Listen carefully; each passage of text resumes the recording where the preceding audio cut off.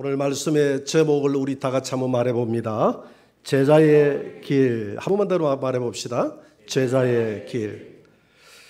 오늘 본문에 보면 예수님의 제자가 되겠다고 하는 두 사람이 소개되고 있습니다. 그 첫 번째 사람이 바로 서기관입니다. 이 서기관이 예수님의 설교를 듣고 깊은 감명을 받았습니다. 오늘 이 기회에 이 예수님을 나의 스승으로 모셔야 되겠다. 그러면 얼마나 내가 영광이 되겠나. 그래서 우리 예수님 어디로 가든지 따라가는 제자가 되겠습니다. 이렇게 고백을 합니다. 마태복음 오늘 8장 19절을 다시 한 번 더 읽어봅니다. 한 서기관이 나와 예수께 아뢰되 선생님이여 어디로 가시든지 저는 따르리이다. 여러분, 어디로 가든지 따르리이다. 따른다는 것은 제자가 되겠다 이 말이거든요. 이 제자라는 말을 헬라어 원어로 마데테스라고 합니다. 이 마데테스에는 세 가지 의미가 있어요. 첫 번째는 배운다는 의미가 있습니다.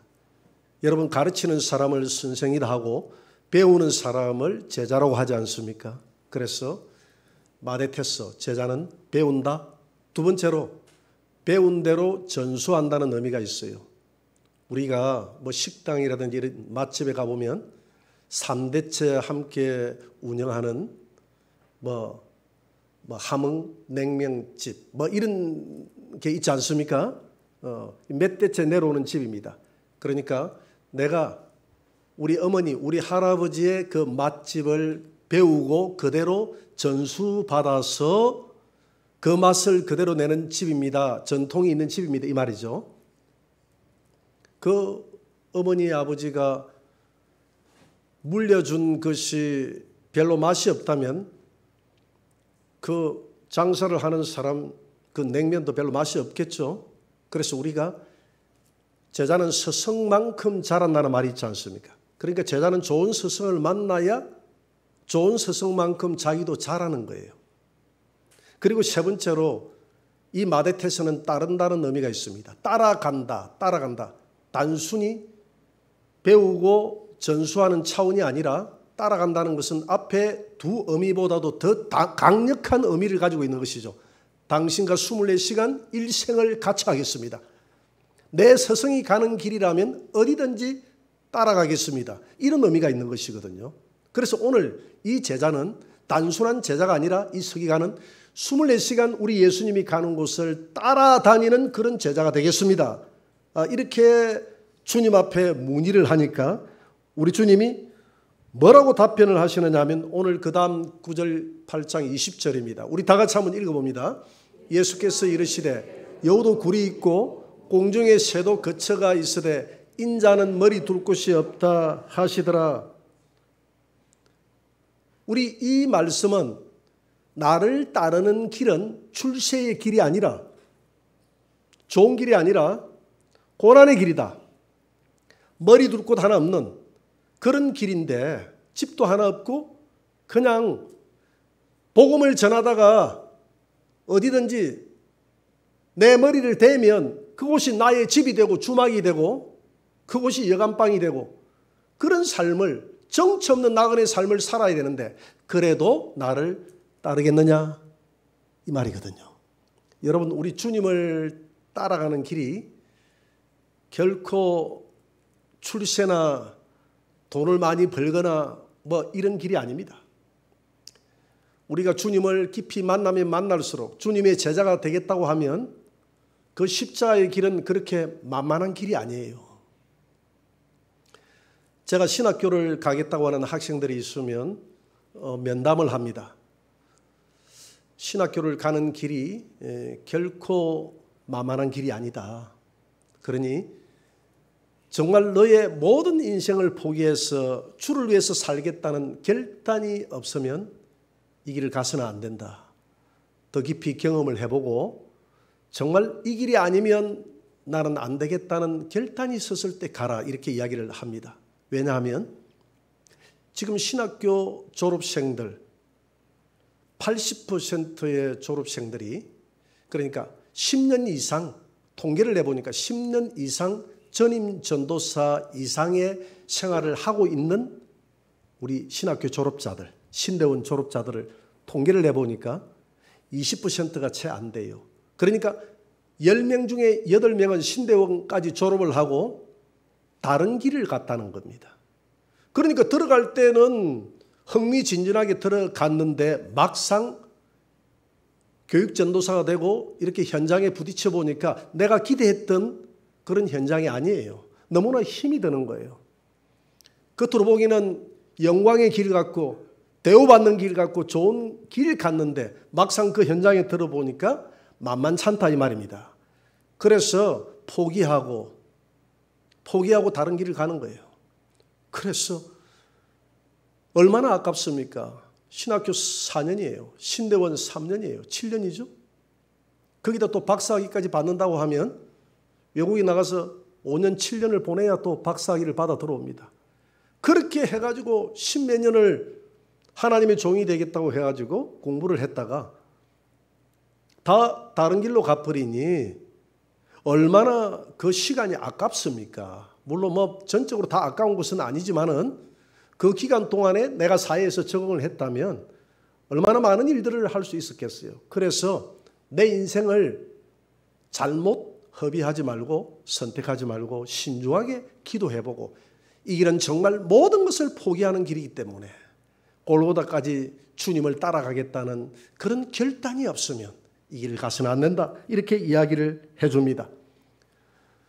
오늘 이 서기관에게 우리 주님이 나는 머리 둘 곳 하나 없다.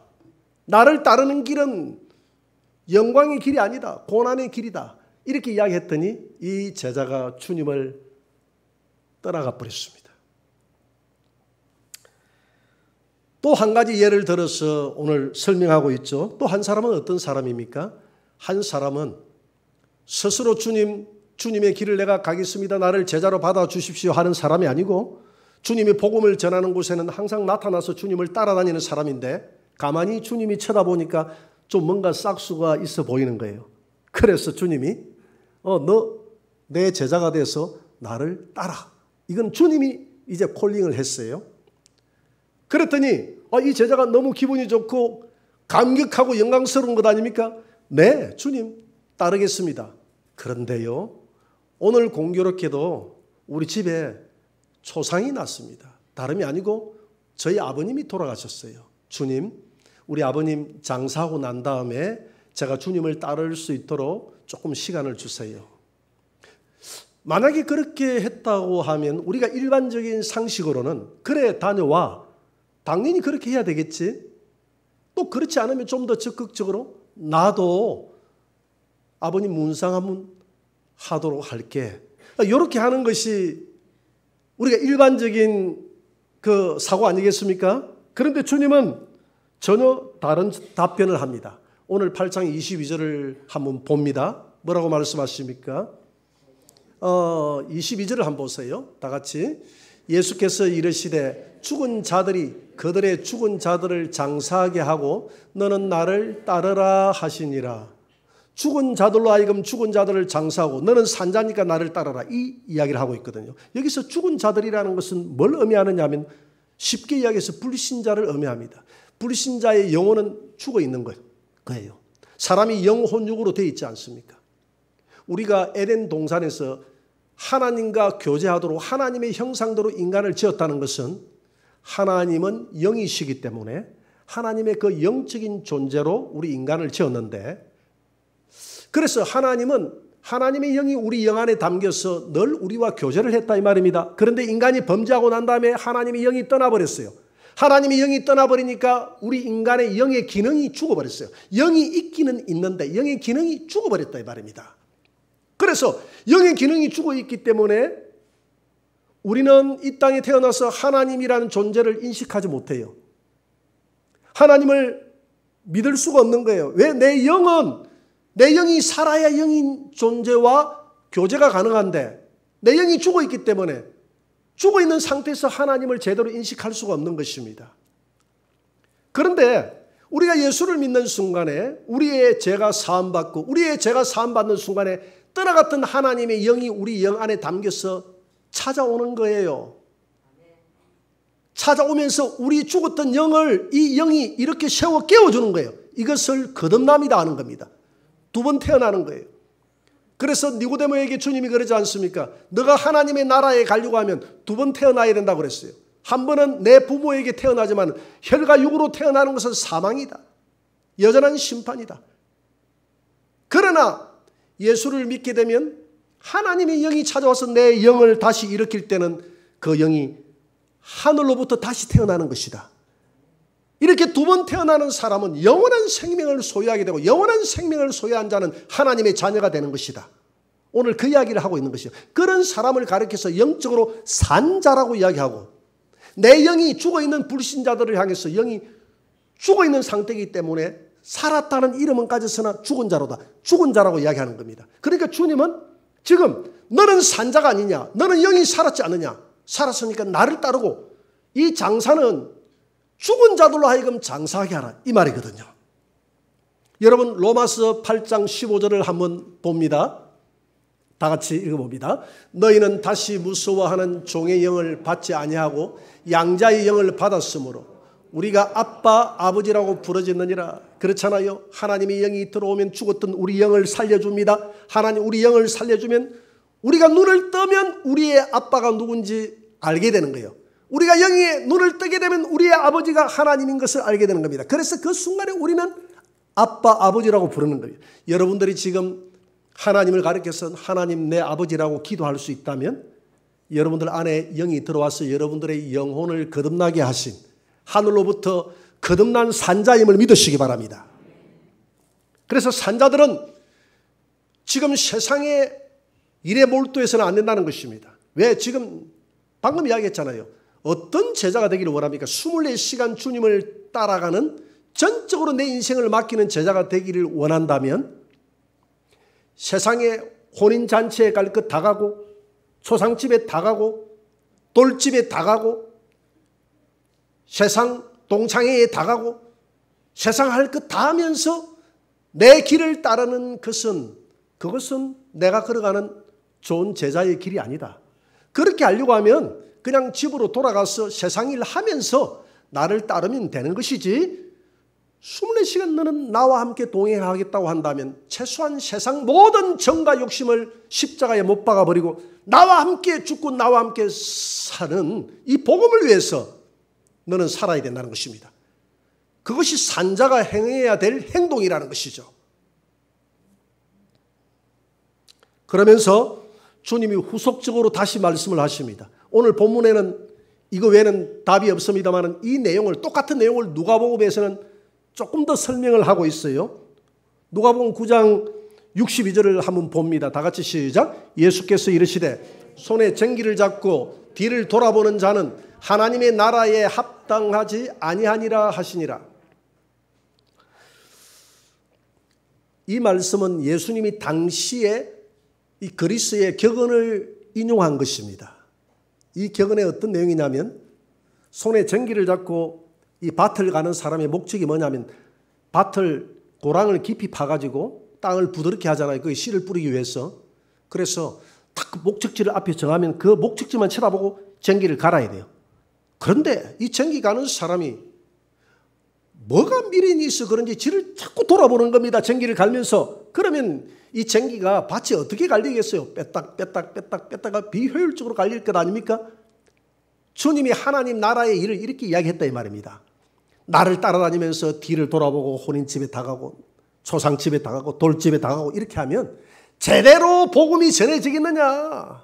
제대로 복음이 전해지겠느냐? 너의 목적을 분명히 알아. 목적을 분명히 알아. 여러분 뒤를 돌아보다가 소금기둥이 된 사람이 누굽니까? 롯의 아내 아닙니까? 롯의 아내가 주님만 따라가라. 소돔과 고모라 성은 멸망한다 했으니까 주님을 따라갔어요. 천사를 따라갔어요. 따라가다 가만히 생각해 보니까 집에 외양간에 있는 소가 아까워. 저 소하고 돌아왔습니다. 염소가 오니까 저 염소. 양이 오니까 저 양. 저게 다 불에 타네. 세상에 자기가 지금까지 쌓아놨던 미련이 그 욕망이 자기를 사로잡고 자꾸 뒤를 돌아보다가 소금기둥이 된 거예요. 여러분 사회바다가 그래서 소금기둥이 된 겁니다. 소돔과 고모라 성이 사해 바다에 다 묻혀버렸어요. 그 사해 바다가 아니잖아요. 그죠? 그게 호수인데 어떻게 그게 짠 바다가 됐어요. 오늘 하나님이 그 바다를 소금 기둥으로 만들어버린 것입니다. 우리에게 교훈을 주기 위해서, 이 교훈을 주기 위해서. 사도 바울은 내가 주님을 만나고 나는 뒤를 돌아보지 않을 뿐더러 옆으로도 안 본다고 그랬어요. 좌우로 안 본다고 그랬습니다. 내가 걸어가는 길에 미혹당하지 않고 분명한 하나님께서 위에서 부르신 부름의 상을 이용해서 나는 달려간다. 여러분, 이게 제자의 삶인 줄 믿으시기 바랍니다. 그래서 주님이 제자들을 부를 때에 학문이 풍부한 사람을 부르지 않았습니다. 가문이 좋은 사람을 부르지 않았어요. 주님은 어떤 사람을 불렀느냐 하면 즉각 반응을 보이는 사람을 불렀습니다. 마태복음 4장 19절을 한번 봅니다. 다 같이 말씀하시되 나를 따라오라. 내가 너희를 사람을 낚는 어부가 되게 하리라 하시니 그들이 곧 그물을 버려두고 예수를 따르니라. 지금 배 잡고 있는 게 아니라 지금 고기 잡고 있는 이 시몬하고 안드레를 향해서 나를 따르라 하니까 그물을 버려두고 주님을 곧장 따랐다고 그랬어요. 그렇게 하기가 쉽지 않죠. 조금 더 가다가 또 누구를 만나느냐면 야고보와 요한을 만납니다. 그들을 향해서도 주님이 나를 따르라고 합니다. 오늘 마태복음 4장 22절을 한번 봅니다. 다 같이 그들이 곧 배와 아버지를 버려두고 예수를 따르니라. 고기를 잡기 위해서 그물을 깃고 있었어요. 아버지와 함께 나를 따르라 하니까 아버지야 안녕, 배야 안녕, 그물이 안녕하고 그냥 주님을 따랐다고 그랬어요. 즉각 반응.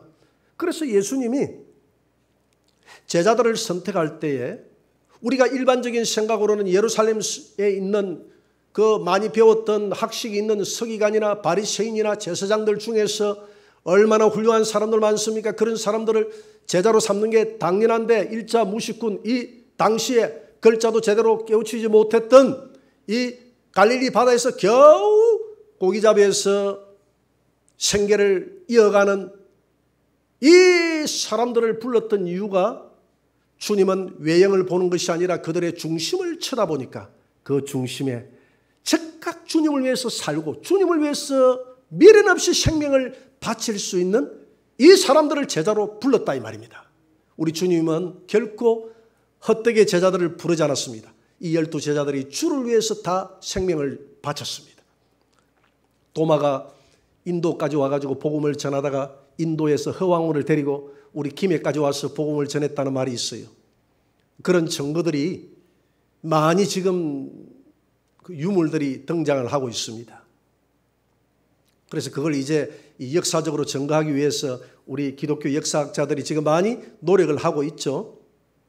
결국 이 도마가 인도에서 창에 찔려서 복음을 전하다가 순교하게 됩니다. 여러분 12 제자들이 순교의 길을 걸어갔습니다. 주님이 그들을 불렀을 때 뒤도 돌아보지 않고 세상을 배설물처럼 버리고 주를 따랐던 그런 제자가 됐다는 것입니다. 그래서 지금 주님은 나를 따른다는 것은 출세의 길이 아니라 너가 배불리는 길이 아니라 골고다까지 가서 나와 함께 생명을 바칠 수 있는 길인데 그래도 나를 따르겠느냐 이 말이거든요. 여러분 며칠 전에 제가 우리 김무익 건지명 레바논 선교사의 편지를 받았습니다. 편지 내용을 보니까 목사님 이곳에는 대단히 힘듭니다. 이곳에는 기름이 없어서 기름 폭동이 일어나고요. 제대로 먹을 것이 없어서 가격이 막 폭동이 일어나가지고 그런 곳이 돼서 무법천지의 세상이 되어버렸습니다. 너무나 힘든 곳에서 지금 사람들을 만나고 있습니다. 그렇게 쭉 소개를 해놓고 마지막에 뭐라고 이야기했느냐 하면 저희 가정이 복음을 두려워하지 않고 죽는 날까지 끝까지 진리를 외치다가 이곳에서 삶을 마감하도록 기도 부탁합니다. 제가 이 마지막 구절에 감동을 받았어요. 그래, 선교사로 나가면 그 선교지에서 생을 마감하겠다는, 그들과 함께 마감하겠다는 그런 결단이 있어야지. 그래, 맞아. 우리 김무익 선교사를 내보내면서 처음에는 내가 내보낼 때 조금 미덥지 않았어. 내보냈는데 이런 하나하나 편지를 받아보니까 이런 고백들이 이제는 서서히 주님과 함께하는 이런 선교사의 모습을 갖추어 가는구나 하고 생각을 하니까 마음에 참 기쁨이 생기고 우리 김무익 선교사에 대한 이 감사하는 마음이 생겼습니다. 여러분, 진리가 아닌 것을 위해서 텔레반들도 목숨을 바치고 IS들도 자살 테러 폭탄을 통해서 자기의 생명을 다 버리는데, 우리 예수 믿는 사람들은, 우리 선교사들은 정말 이런 순교하는, 진리를 위해서 이렇게 목숨을 버리겠다고 하는 이런 결단이 우리에게도 있어야 되지 않겠습니까? 비진리를 위해서도 목숨을 바치는데 진리를 위해서 우리가 생명을 바치겠다고 하는 이런 결단이 있어야 되지 않겠습니까? 선교사는 선교지에서 양들과 일생을 같이 하겠다는 이런 결단이 있어야 돼요. 그리고 목회자는 성도들과 일생을 같이 하겠다는 그런 결단이 있어야 됩니다. 성도들도 마찬가지죠. 사도행전에 나오는 7 집사들은 평신도로서의 자기의 삶을 하나님 앞에 다 바쳤습니다. 우리는 꼭 선교사가 되고 목사가 되어야 일생을 다 바치는 것이 아니라 우리의 삶의 현장에서 내가 살아가고 있는 이 직업을 통해서, 이 직업이 하나님의 영광을 위해서 나는 직업 생활을 합니다. 내가 돈을 버는 것도 하나님의 영광을 위해서, 복음을 위해서 내가 돈을 벌겠습니다. 내 삶의 현장이 복음의 도금이다라는 이런 고백이 있어야 될 줄 믿습니다. 저는 우리 김무익 선교사를 바라보면서 오늘 선교지에 있는 많은 선교사들을 한번 묵상을 해봤습니다. 많은 선교사들이, 순교하는 선교사들도 있고 얼마나 선교 현장에서 고생하는지 몰라요. 그래서 이번에 코로나를 겪으면서 많은 선교사들이 이 한국으로 돌아왔습니다. 그래서 선교지에 1년이고 2년이고 나가지 못하는 선교사들이 많이 지금 생겼습니다. 그 이유야 어떻게 됐든 간에 저는 우리 교회에서 이렇게 돌아온 선교사, 1년이고 2년이고 선교지를 지키지 못하고 돌아온 선교사들은 선교 헌금을 끊으려고 합니다. 이유야 어떻게 됐든 그 양떼들을 버리고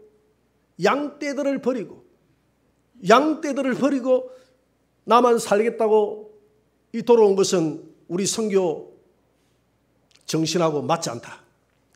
막 변명은 있겠죠. 여러 가지 이유가 있겠지만 하여튼 이유야를 막론하고 나는 선교사는 그 자리에서 양과 함께 일생을 같이 해야 된다고 생각합니다. 양이 더 어려움을 당했을 때 더 그 자리를 지켜야 되는 거예요.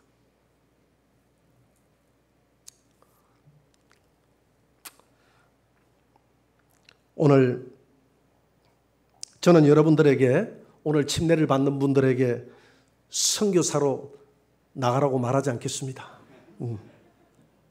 우리가 있는 곳에서 주님과 함께 죽고 주님과 함께 살겠다는 그 결단의 시간이 오늘 침례의 현장이 되기를 주의 이름으로 축원합니다. 침례는 여러분들의 결단을 주님 앞에 고백하는 날입니다. 너 나를 사랑하느냐? 주님은 고백받기를 좋아한다 그랬잖아요. 우리가 영적 침례는 이미 받은 거예요. 영적 침례를 받았는데 또 왜 물리적인 침례를 받아야 됩니까? 이 결단을 나의 행위를 통해서 하나님 앞에 드리기를 하나님은 원하신다 이 말입니다. 그래서 우리는 강가로 가가지고 우리 화장도 다 지워지고 모든 것이 다 지워지고 힘든 가운데 그 구중물 속에 들어가는 거예요. 그렇다고 해서 큰 구중물은 아닙니다. 너무 염려하지 마세요. 그 물 속에 들어가서 주님, 오늘 이 물에 들어가는 순간에 내가 주님과 함께 죽었음을 다시 한번 내 입술을 통해서 고백합니다. 내가 물에서 올라오는 순간에 내 옛사람은 죽고 내 새 생명을 주님이 살려줬던 것처럼 이 새 생명 가지고 남은 생에 주님의 좋은 제자가 되어져 주를 위해서 살아가겠습니다라는 그 고백의 현장이 오늘 침례의 현장인 줄 믿으시기 바랍니다. 그래서 침례는 골고다까지 따라가겠다는 예수님이 걸어가신 그 길을 따라가겠다는 나의 고백과 결단이 침례라는 것입니다. 그러면 왜 이런 침례를 받아야 되느냐? 그 침례의 동기가 어디에서 출발했느냐? 첫째는 주님의 명령이고 두 번째는 뭘까요? 왜 우리가 주님을 위해서 살고 주를 위해서 남은 생애를 살겠다고 이런 고백을 해야 될까요? 사도 바울은 주를 만나고 난 다음에 그는 결혼도 포기했어요. 그의 집이 부자였습니다. 날 때부터 로마의 시민권을 나는 가지고 태어났다는 것은 당시에 이방인인 사람이 로마의 시민권을 태어났다는 것은 전쟁터에서 형력한 공을 이루었거나 아니면 돈을 주고 샀거나 둘 중에 하나인데 내가 볼 때 사도 바울의 집은 굉장히 부자였습니다. 아버지가 로마의 시민권을 획득할 정도로 집이 부자였어요.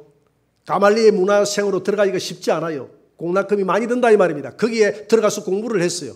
쉽게 이야기해서 유학을 갔다 이 말입니다. 그럼에도 불구하고 부모로부터 물려줄 모든 유산도 포기하고 자기 인생을 하나님을 위해서 다 드린다고 그랬어요. 제자의 길을 걸어가겠다고 그랬어요. 실제 걸어갔고 그의 목숨까지도 주를 위해서 다 버렸습니다.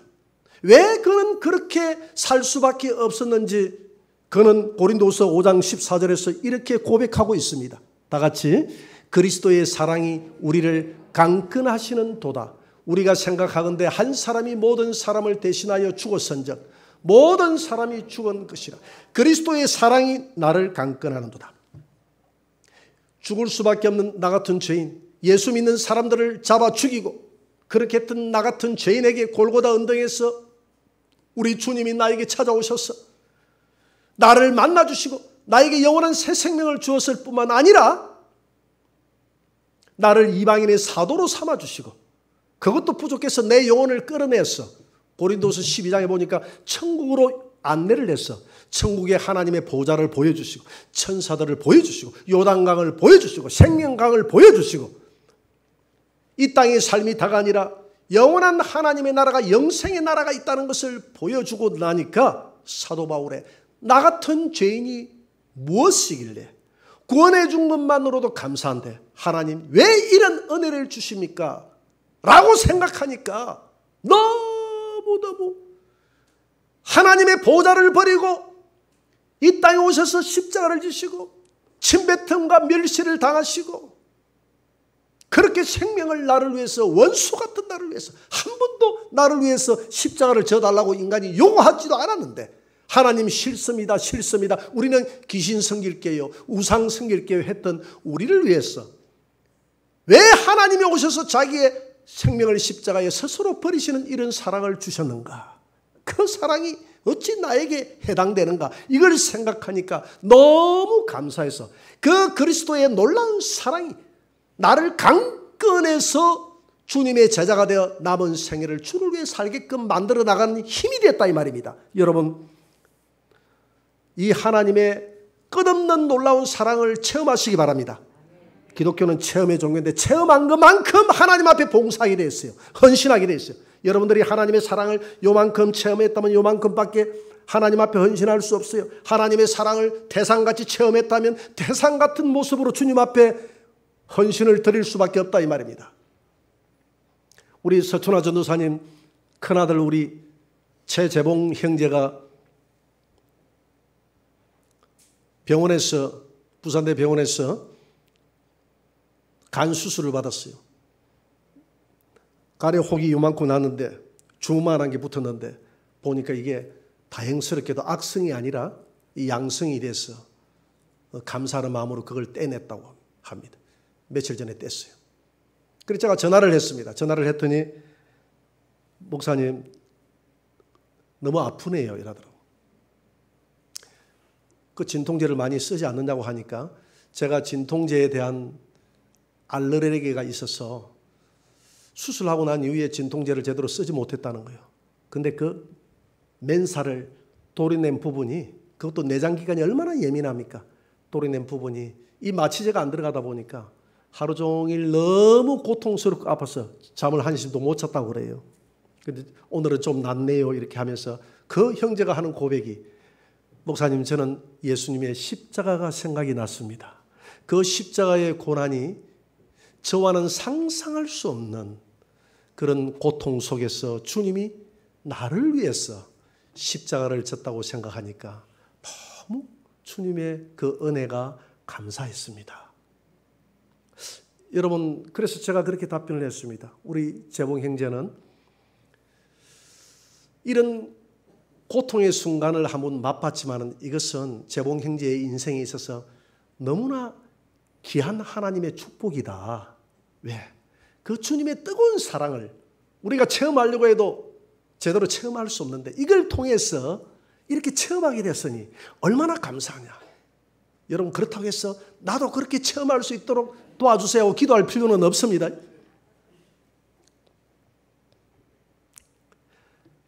여러분 그리스도의 사랑 때문에, 그리스도의 사랑을 내가 체험한 것 때문에 그것이 너무나 감사해서 내 일생을 다 버리고 십자가를 지고 주님을 따라갑니다라고 말했던 바울처럼 우리는 기도할 때 주님의 사랑을 좀 체험할 수 있도록 도와주세요. 느껴질 수 있도록 도와주세요. 성령님 그런 감동을 내게 주세요. 그래서 내 삶의 현장에서 남은 생애가 내 욕망을 채우는 삶이 아니라 주님의 나라를 이루어주는, 나를 통해서 하나님 나라를 위해서 살아가는 그런 생애가 되게 도와주셔서 그렇게 기도하는 여러분들이 되시길 바랍니다. 오늘 그렇게 결단하고 고백하는 현장이 침례의 현장이 되기를 주의 이름으로 축원합니다. 2015년도에 우리 침례받았던 영상이 있는데 한번 틀어주세요.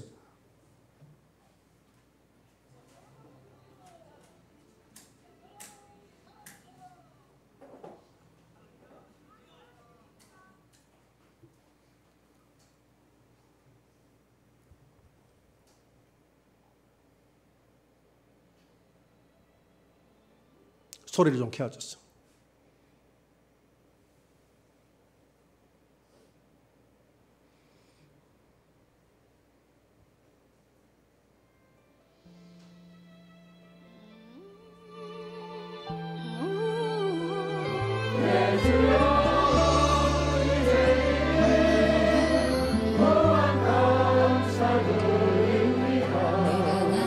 하늘 문이 열려지고 하늘에서 비둘기 같은 성령이 저들에게 임하는 역사가 있게 하여 주시옵소서. 주님의 제자로 이제부터 주님을 증거하며 살아가겠습니다. 윤정사명의 옛사람은 죽고 새사람은 살아났다. 할렐루야.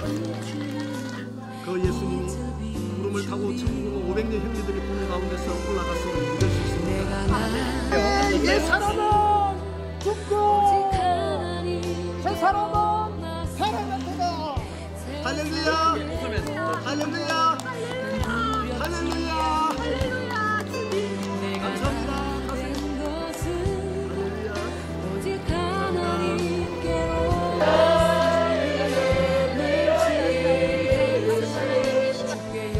내가 우리 주 예수 그리스도의 이름으로 새사람은 죽고 새사람은 살아났다.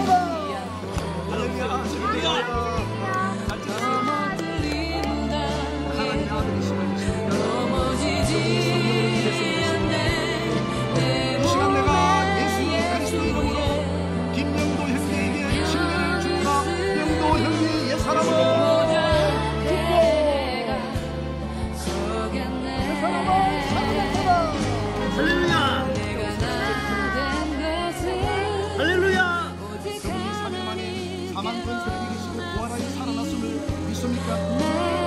내가 예수 그리스도의 이름으로 침례를 주노라.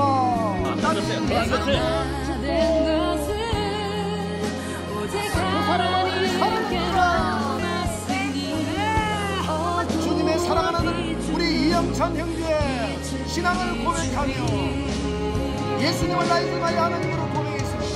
사랑은 죽고 새 사람은 살아났다. 할렐루야. 이 땅에 우리 박종훈 형제를 데리고 온다는 사실을 믿을 수 있습니다. 내가 예수 그리스도의 이름으로 박종훈 형제에게 침례를 주노라. 우리 예수님과 함께 죽고 새 사람은 살아났구나. 성천하여 하늘로 올라갔음을 믿을 수 있습니다.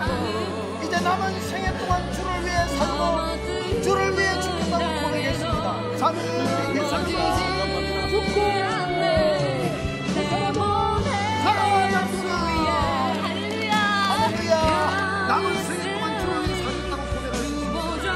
오늘 순간에 부활의 기쁨과 함께 새 생명으로 살아가는 기쁨을 체험하는 시간이 되게 하여 주시옵소서. 십자가에서 죽고 새 사람은 살아났구나. 할렐루야. 내가 예수 그리스도 이름으로 우리 예수 자신의 침례를 주노라. 사람은 예수와 함께 죽고 그 사람은 살아났구나. 할렐루야. 할렐루야.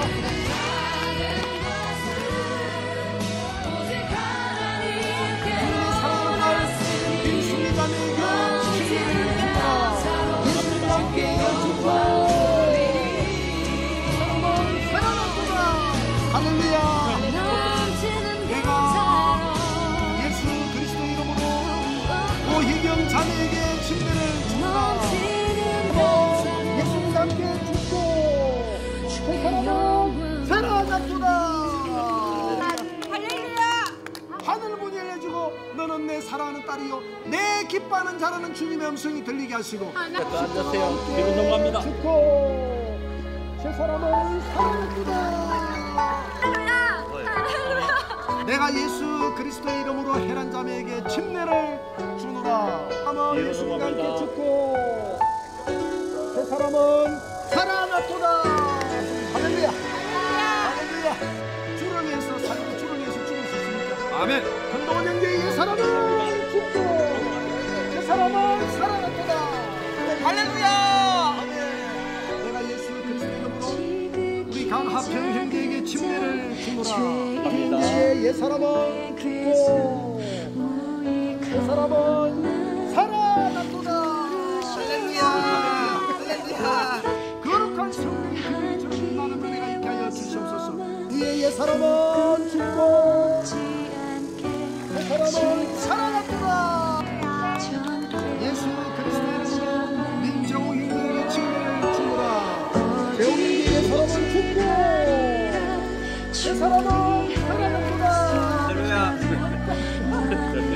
내가 홍성준 형에게 침례를 주노라. 그 사람은 죽고 그 사람은 살아났구나. 할렐루야. 비둘같이 거룩한 성령을 통해서 하는 그런 역사가 이 시간 있게 하여 주옵소서.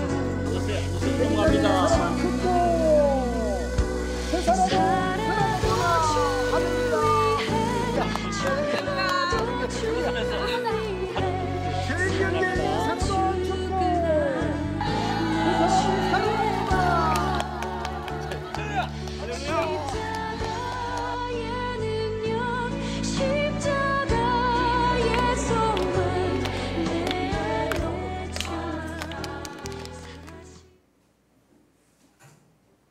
우리 하나님께 영광의 박수 돌립시다. 여러분, 이게 사람들이 안 죽으려고 머리를 집어넣으니까 발이 하늘로 막 치솟고 막 그러잖아, 그죠? 어떻게 해서든지 안 죽으려고. 사람이 죽는다는 게 이렇게 어려운 거예요. 우리 옛 성품이 저 침례식 한 번으로 죽어버리면 얼마나 좋겠습니까? 딱 그냥 침례식 하고 난 그 다음 저녁부터 그냥 살아나기 시작합니다. 집에 가서 부부싸움에가 다 엎어버렸다는 이야기도 하고요.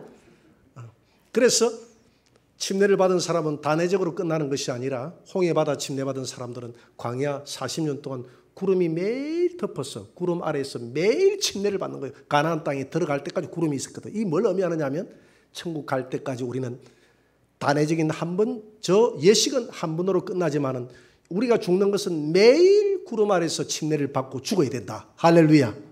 그래서 남은 생애 동안 오늘 침례식에 함께하는 사람들, 침례 받는 사람은 주님 앞에 결단하는 시간이요. 그걸 현장에서 쳐다보는 사람들은 그 현장을 쳐다보면서 다시 한 번 더 주님의 십자가와 함께 죽겠다고 결단하는 그런 시간이 되기를 주의 이름으로 축원합니다.